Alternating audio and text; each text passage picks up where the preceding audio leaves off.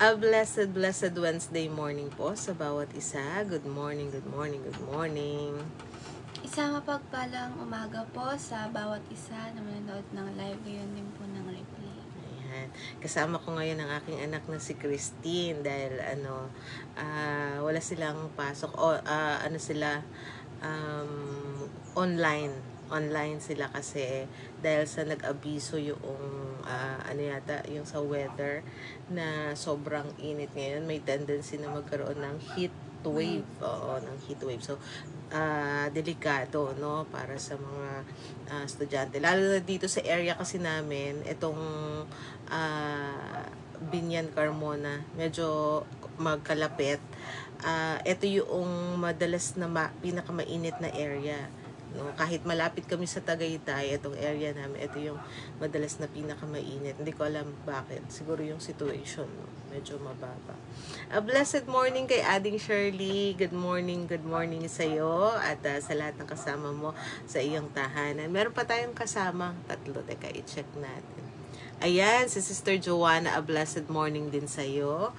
At yung dalawa hindi pa namin nakikita. Pero bago tayo magsimula, hilingin muna natin ang aking anak na pangunahan tayo sa opening song na may title na Sunlight. Ayan, dahil maganda ang liwanag, no, na meron tayo ngayon. May sunlight. Ayan. So, kakantahin natin Sunlight. Sige, anak. Sige, okay. Ano lang ako, kumbaga ay backup singer lang ako. Sige, ikaw ang ano. I wandered in the shade of night till Jesus came to me, and with the sunlight of His love made all my darkness flee. Sunlight, sunlight in my soul today.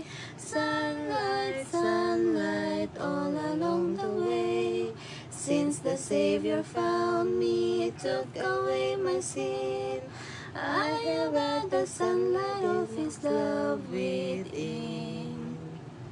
While walking in the light of God, I sweet communion find. I press with holy vigor on and leave the world behind. Sunlight, sunlight in my soul today. Sunlight, sunlight all along the way. Since the Savior found me, took away my sin, I have had the sunlight of His love within. Soon I shall see Him as He is, the light that came to me. Behold the brightness of His face all through eternity. Sunlight, sunlight in my soul today. Sunlight, sunlight all along the way. Since the Savior found me, took away my sin, I have had the sunlight of His love within. Amen, amen. Ayan. At sa ating pagpapatuloy, tayo muna ay yumuko at manalangin. Ama naming Diyos na makapangyarihan sa lahat, maraming salamat po sa napakagandang umaga na ito na kaloob mo sa bawat isa sa amin. Maraming salamat, Ama, sa pagkakataon na kami muli ay magbubulay-bulay sa iyong banal na salita. Kasahan mo po nawa kami, Panginoon, ng iyong banal na spirito at samahan mo kami, Panginoon, sa aming pag-aaral ng iyong banal na salita. Tulungan mo, Panginoon, na maunawaan namin ito at maisa puso at maisa isip, Panginoon, at tulungan mo na ito ay maging liwanag sa aming mga buhay.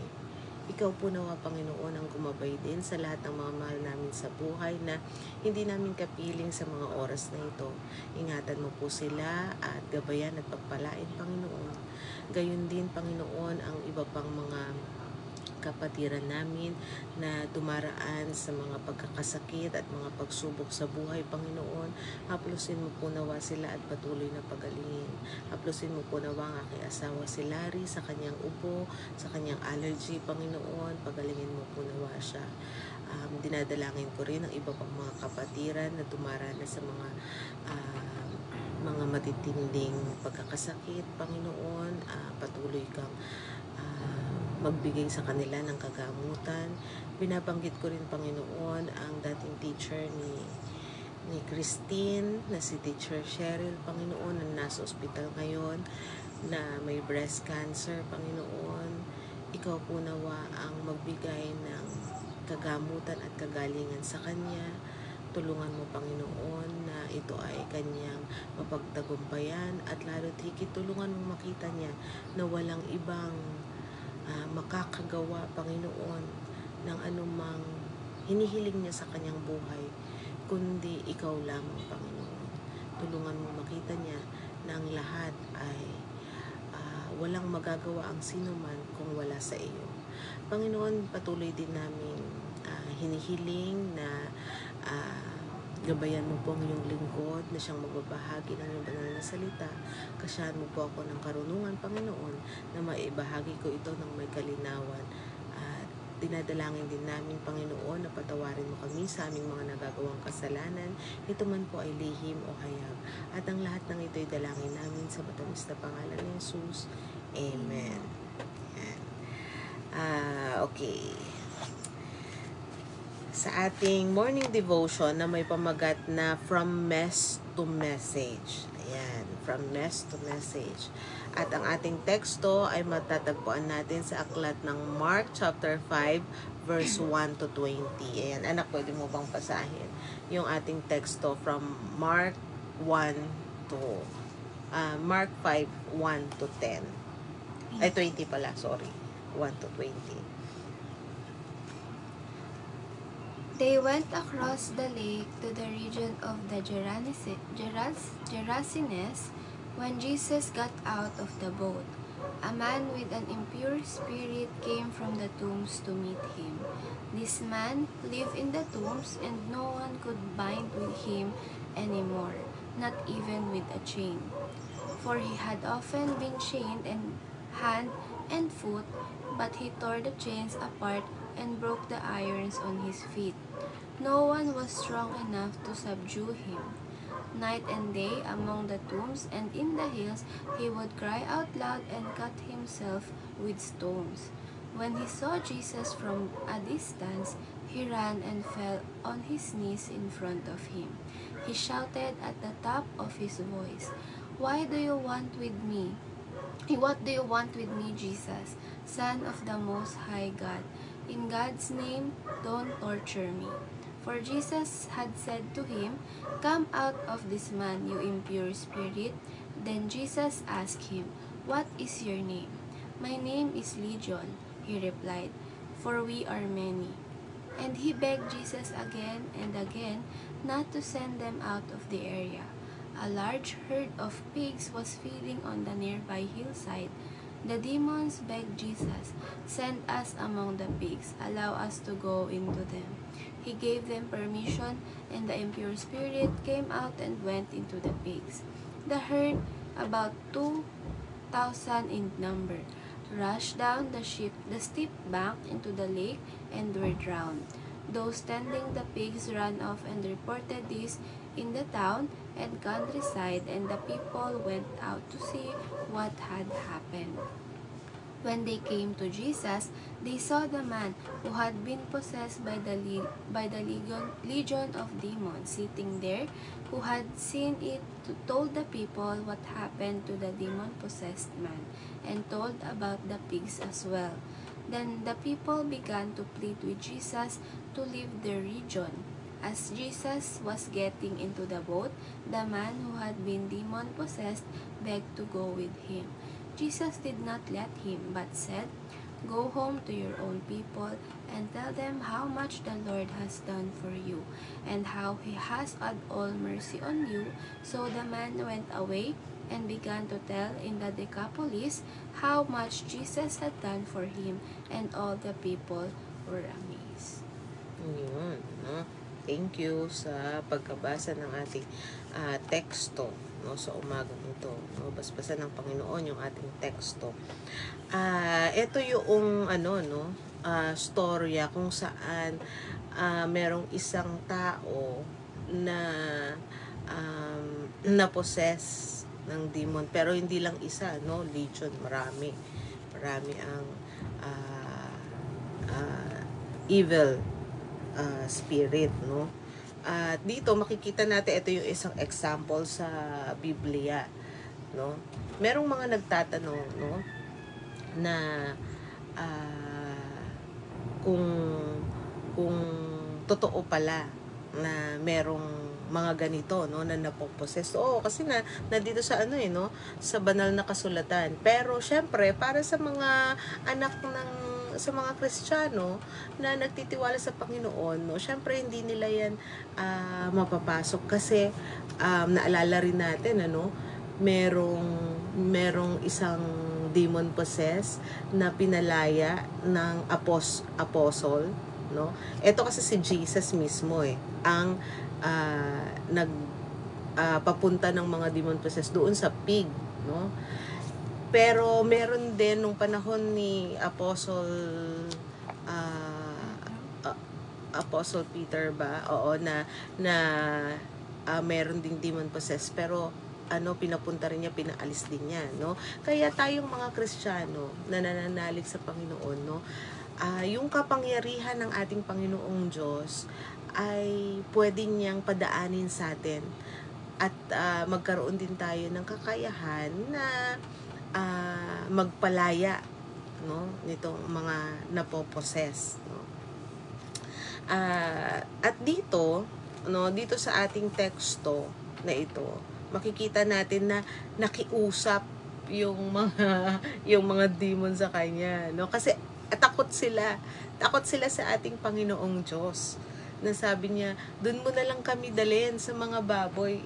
Takot sila na pwede niyang ipadala itong mga ito sa agad no, sa kung saan sila talaga mahihirapan, no?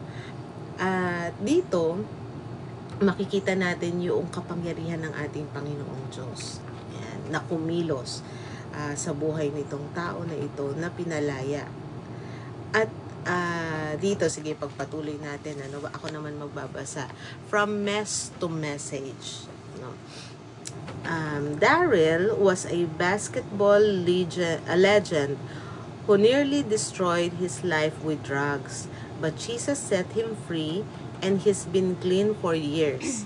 Today, he helps others struggling with addiction and points them to faith. Looking back, he affirms that God turned his mess into message. Ayan. Nothing is too hard for God. When Jesus came ashore near a cemetery after a stormy night on the Sea of Galilee with his disciples, a man possessed by darkness immediately approached him. Jesus spoke to the demons inside him, drove them away, and set him free. When Jesus left, the man begged to go along. But Jesus didn't allow it because he had work for him to do. Go home to your own people and tell them how much the Lord has done for you. Ayan, yun yung nando sa dulo, no, na binasa ni Christine. We never see the man again, but scripture shows us something intriguing. And the people of that region had fearfully pleaded with Jesus to leave, no? Yun yung nasa 17, ano? But the next time he returned there, a large crowd gathered.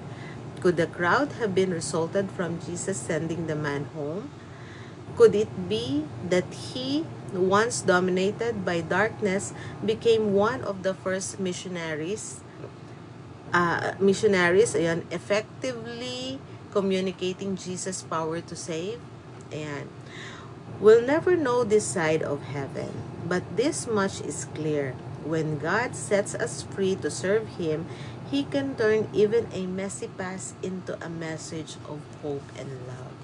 Ayun, no? Napakaganda. Dito, yung part kasi na pinalaya niya yung lalaki from demon possessed. Humiling yung lalaki na kung pwede sumama siya sa ating Panginoong Jesus. Pero ang sabi niya, yung una pala, no, yung una nang malaman ng mga tao na may kakayahan ng ating Panginoong Jesus na magpalayas ng demon, meron siyang ganong kapangyarihan. Yung mga tao, imbis na mamangha, matuwa, natakot, at pinaalis ang ating Panginoong Jesus. So, ibig sabihin, hindi nila nakilala na ito ay kapangyarihan ng ating Panginoong Diyos. Hindi nila nakilala ang ating Panginoong Jesus, no? Na siya yung tagapagligtas. Pero, yung lalaki, alam niya, yung lalaki na pinalaya dito sa kanyang pagka-possess, ay gustong sumama sa ating Panginoong Jesus. Pero, ang sabi ng Panginoong Jesus sa kanya, go home, umuwi ka, at sabihin mo ang nagawa sa iyo, ang nangyari sa iyo, nakaligtasan. Yan. So, nung sinunod niya yung sinabi ng ating Panginoon Jesus, kaya nung nandun na siya nandun na ang ating Panginoon sa boat, no, maraming tao, ang large crowd, no, ang sumunod sa ating Panginoong Jesus, pinuntahan siya. So yung part na yon na intriguing, hindi na naisulat, no, hindi naman nakasulat, pero minsan pag-iisipan din natin, ano, maaring yung kanyang pagsunod sa Panginoong Jesus nung sinabi niyang go home and tell, no, maraming tao ang nabuksan ng pag-iisip sa kakayahan ng ating Panginoong Jesus na palayain sila sa anumang bitbit nila sa kanilang sarili. Ayan. Kaya a large crowd came na, no, doon sa Galilee. Kaya yung dito din sa ating morning devotion, na yung isang basketball player na nag-take ng drugs, no, nasira yung kanyang buhay. Pero dahil siya ay lumapit, isinuko niya yung kanyang sarili sa Panginoong Diyos, siya ay muling nagkaroon ng pag-asa. At itong pag-asa na ito, na ibinigay sa kanya ng Panginoong Diyos, no, ginamit niya para makaakay din at mabigyan din ng pag-asa yung iba pa na nawawalan ng pag-asa sa ating Panginoong Diyos. Yun. Kaya napakaganda, no, na maisip natin sa araw na ito na kung tayo ay pinalaya ng Panginoon sa anumang problema, anumang pagkakasakit, anumang sitwasyon sa ating buhay, ipahayag natin itong kagandahan na kabutihan na pinagkaloob ng Diyos sa bawat isa sa atin. Ayan. Ikaw, anak, mayroon ka bang nais i-share sa ating Sa akin naman po, yung intindi ko po dito sa aral po na ito, dapat tayo po ay magtiwala lang sa ating Panginoon. Huwag tayo pangunahan ng takot natin, ng doubt natin, na baka hindi niya tayo tulungan dahil sa mga kasalanan na nagagawa natin, dahil sa mga past na mali na nagawa natin, ay kinakalimutan ito ng ating Panginoon, at itinuturn niya ito as bagong hope natin, na wag na nating ulitin yung isang bagay, at binibigyan niya tayo ng chance ulit para magbago sa ating buhay. At kung atin na isusuko yung ating sarili sa Kanya, tayo ay magpapasakop sa Kanya, ang buhay na magkakaroon tayo ay syempre buhay din na masaya kasama siya, at buhay na walang hanggan.